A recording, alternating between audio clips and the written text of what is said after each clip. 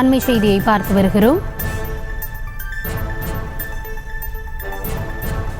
தமிழக குற்ற வழக்கு தொடர்புத்துறை இயக்குநராக ஹசன் முகமது ஜின்னா நியமனத்திற்கு இபிஎஸ் தரப்பிலிருந்து கண்டனமானது தெரிவிக்கப்பட்டிருக்கிறது. அவரை திரும்ப பெற வலியுறுத்தி இருக்கிறார். அது குறித்தான அண்மை செய்தியை நாம் தற்பொழுது பார்த்து வருகிறோம். புதிய குற்றவியல் சட்டங்களை எதிர்த்து தொடர்ந்து போராட்டங்கள் நடைபெற்று வரக்கூடிய நிலையில் தமிழக குற்றவழக்கு தொடர்புத்துறை இயக்குநராக ஹசன் முகமது ஜின்னா நியமனத்திற்கு இபிஎஸ் தரப்பிலிருந்து கண்டனமானது தெரிவிக்கப்பட்டிருக்கிறது.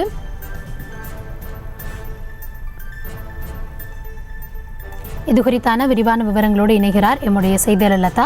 வணக்கம் லதா. இபிஎஸ் தரப்பிலிருந்து எதிர்ப்பு தெரிவிக்கப்பட்டிருக்கிறது. அவர் கூறியிருக்கக்கூடிய விஷயங்கள் விரிவாக என்ன? வணக்கம்.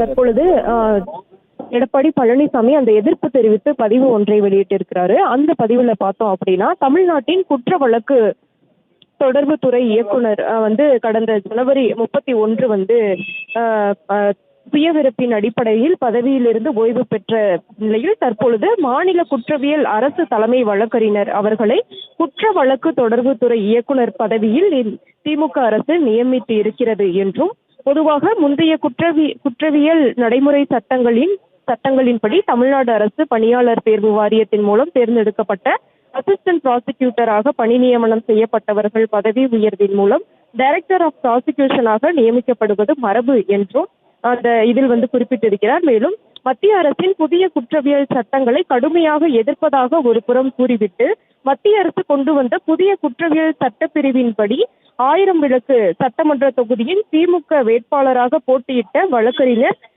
ஹசன் முகமது ஜின்னாவை குற்ற வழக்கு தொடர்புத்துறை இயக்குநராக நியமித்திருப்பது விந்தையானது என்றும், அரசு துறையின் தலைவராக அரசியல் சார்புள்ள ஒருவரை திமுக அரசு நியமித்து அரசாணை வெளியிட்டுள்ளது தவறான முன்னுதாரணம் என்றும் அவர் அந்த பதிவில் குறிப்பிட்டிருக்கிறார். மேலும் பார்த்தோம்னா, ஒருபுறம் மத்திய அரசு கொண்டு வந்த குற்றவியல் நடைமுறை சட்டத்தை எதிர்ப்பதும் ஆர்ப்பாட்டம் செய்வதும் உண்ணாவிரதம் செய்வதுமாக இருக்கக்கூடிய நிலையில், மறுபுறம் தனக்கு சாதகமான உட்பிரிவை பயன்படுத்திக் கொள்வதுமாக திமுக தனது இரட்டை வேடத்தை அரங்கேற்றி இருப்பதாகவும், ஏற்கனவே பல ஆண்டுகளாக இந்த இயக்குநரகத்தில் பணிபுரியும் மூத்த அலுவலர்களுடைய நியாயமான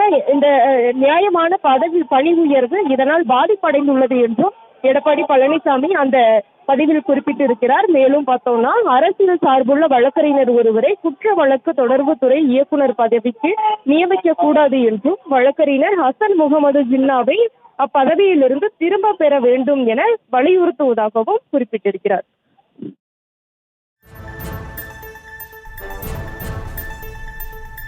விவரங்களுக்கு நன்றி லதா.